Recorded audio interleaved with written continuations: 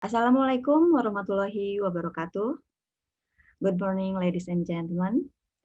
Today, in the 49th IAGI Annual Conventions and Exhibitions 2020, I will present my paper entitled Revealing Sedimentary Facies and Sequence Stratigraphy with Borehole Image Log and 3D Seismic Data of Besitang River Sand Member, North Sumatra Basin. This paper made by research collaborations between Pertamina EP and Schlumberger. This is my biography as a presenter of this paper. My name is Asri Surya Ilhami. I currently work in Pertamina EP as Explorations Junior Geoscientist. I received my bachelor degree in geology from Universitas Pajajaran. I wrote on previous publications in IBA and also IAGI proceeding papers. In this presentation's outlines, generally it will be divided into several parts. First is introduction, second is methodology, third is analysis and discussions, and the last one, we will make some wrap up in conclusions. Introductions. The North Sumatra Basin is well known as the one of proven prolific hydrocarbon basins in Indonesia. This basin was one of the early hydrocarbon discovery in Indonesia by well Telaga Said I, drilled in 1885. The study area is located in Aru onshore, part of North Sumatra Basin. The Middle Baung Sand Reservoir is known as main hydrocarbon producers in Aru area. In general, North Sumatra Basin is divided into two general stratigraphic classifications. First is pre-tertiary rock unit and second is tertiary sedimentary rocks. Pre-tertiary consists of many formations, but currently Pertamina considers this unit as economic basement. The lithology dominantly consists of dolomitic carbonates, slates, quartzites, and pyrites. The pre-tertiary rocks are separated from tertiary sediments by angular unconformity. Synrift tectonics began in early Paleogen and are expressed as asymmetrically tilted half-graben as subsidence increased significantly. Fluvial to coastal at Parapat sandstone and also transgressive marine of Bamposel formations were deposited in Graben's area. During early Miocene times, rifting gradually begins to subside and slower until passive subsidence took over. Rival carbonates of batu formations resulted in paleohorst. The calcareous marine sandstones of Belumai formations were deposited as platform carbonates from early middle Miocene. The Malacca platform, Asahan Arcs, contributed most of the clastic sediments into the basin. At N30 time, Barisan Mountains, as the provenance of thick high stands and low stands packages Middle Baung sands, projected out and filled the foredeep area. And then, from the late Miocene time, aesthetic changes resulted in widespread depositions of multiple high stands of Ketapang and Serala formations. Previous studies have reviewed the origin, depositional environment, and name definitions of the Sitang River Sand member of Middle Baung Formation. Mulhadiono et al. In 1978 and 1982 suggested that its origin is a deep water turbidite sandstone. The aim of this study is to define the depositional environment models and also reservoir distributions of the Sitang River Sand using the new well data of borehole image log and integrated with 3D seismic data interpretations. It hopefully may encourage for any further explorations in the future. Data availability.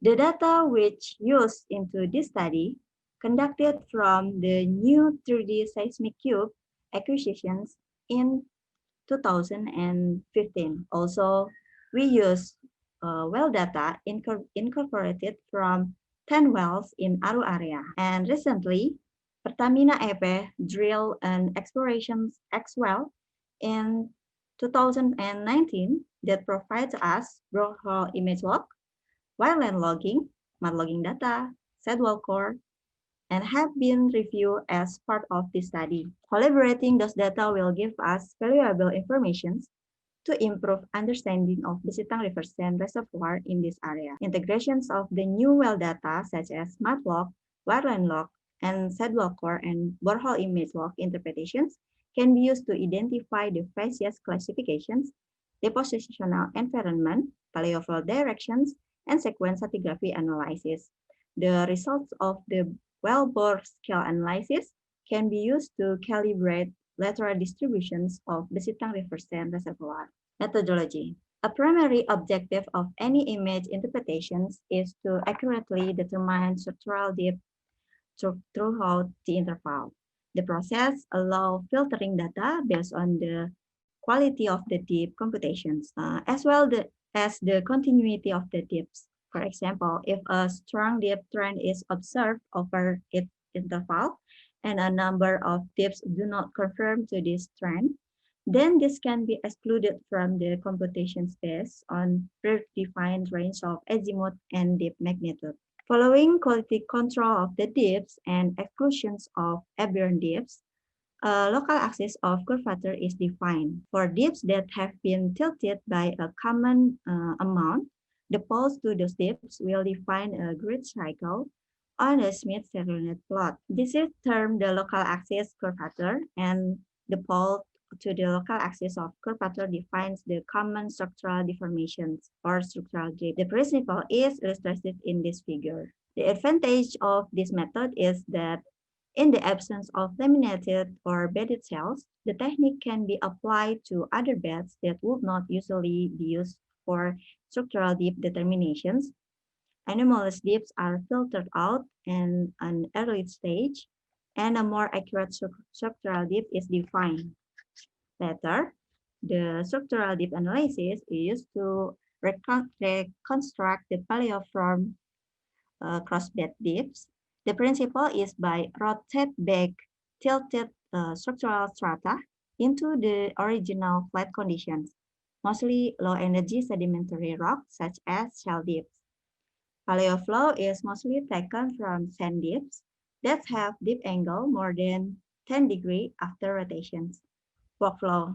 This general workflow for structural and sedimentological analysis used in this study.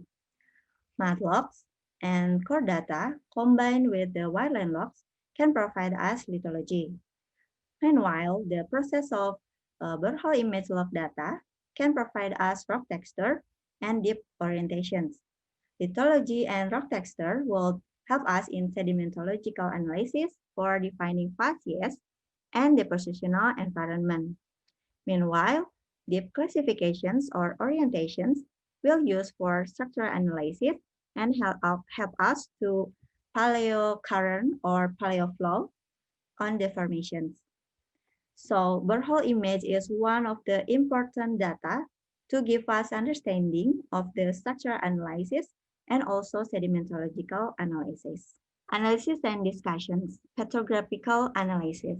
10 sidewall core samples were carried out from well X for petrography analysis. Petrographic observations are described as clastic rocks and dominantly consist of sandstones and calcareous sandstone. They have a relatively similar compositions and dominated by quartz and rock fragments. Rock fragments are diverse into include chert, granitic, and volcanic type, metaquartzite, schist, claystone, sandstone, and calcareous debris. There is a bioclast present in all sandstones with size up to 3.5 millimeters.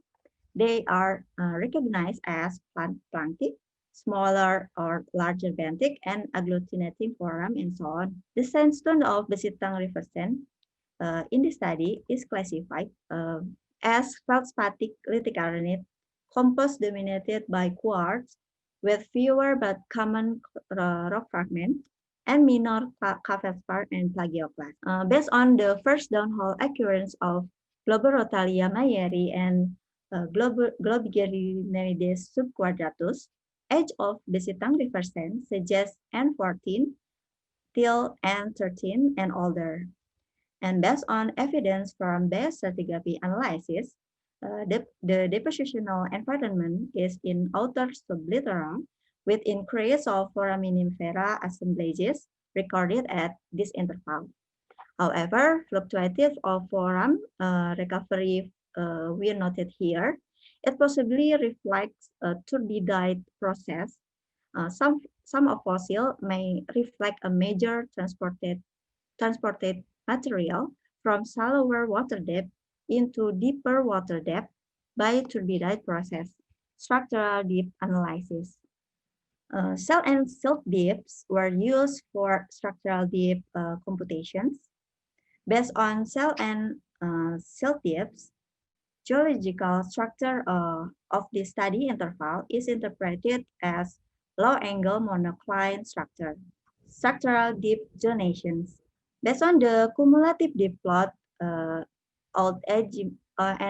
azimuth walkout plot, studied interval can be further divided into one structural deep zones with deep magnitude 6.6 degree and deep azimuth is north 18.9 degree east. Sand depth analysis. There are 630 sand depths, peak with dominantly deep azimuth towards north-northeast. Cross-bed depth analysis. There are 117 cross-bedding depths are peaks with dominant deep azimuth toward east-northeast with subordinate northeast, northerly, northwest, and southwest. Paleoflow analysis. Paleoflow in this study interval were inferred from cross-bedding depths in the sand bodies after structural deep removal. Based on the cross-bedding depths after structural deep removal, the sand bodies in the study interval demonstrated various paleoflow, dominantly toward east-northeast with subordinate northeast, northerly, northwest, and southwest. Sedimentological analysis. This is the different facies, textural, and structural appearance on borehole image that we found in study interval. The first is massive sand. Second is bedded or laminated sand. Next is cross-bedded sand. Next one is massive silt. Others is massive silt, laminated silt, and cemented bed. Facies analysis. Facies is a combination of lithology, texture, and structures. In the study, lithology was derived from mud blocks, conventional logs, and sidewall core data, whereas texture were interpreted based on borehole image appearance. There are a total of 7 facies were classified in the study interval. There are massive silt, laminated silt, cross-bedded sand, bedded or laminated sand, massive sand, and cemented bed. The Besitang River sand mostly dominated by massive sand, cross-bedded sand, and laminated sand. Facies classifications. Based on the vertical successions and associations of the facies, the interpreted depositional environment is submarine fan depositional environment. Offshore mud deposit is dominated with shell. Outer submarine fan complex has a coarsening upper facies trend. Middle submarine fan complex has fining upper facies trend. And inner submarine fan has relatively coarser facies and massive sand dominated interval. Sequence stratigraphy. Based on the stacking pattern and the vertical relationship of the interpreted depositional environment, the study interval can be divided into 4 system tracks.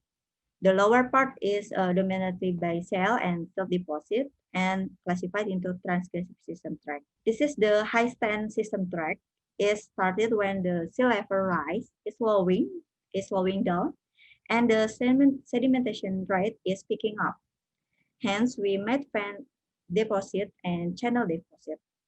The lower sand body shows coarsening upward pattern indicating and lower submarine fan complex with paleoflow toward northeast and northerly. Two sand bodies above has bold contact with shell indicating a confined depositional environment such as channel deposit. The pattern is finding upward with chance of possible stacking channel. The paleofold for the second sand body is toward east-northeast and northerly. The third sand body is most upper interval, has few cross-bedding dips with paleoflow towards northerly. The sequence boundary on depth 1,705 meter was defined based on the erosional surface feature and thick sand deposit above. During this time, the sea level was down, resulting on massive erosion landward and high sedimentation rate, classified into low stand system tract.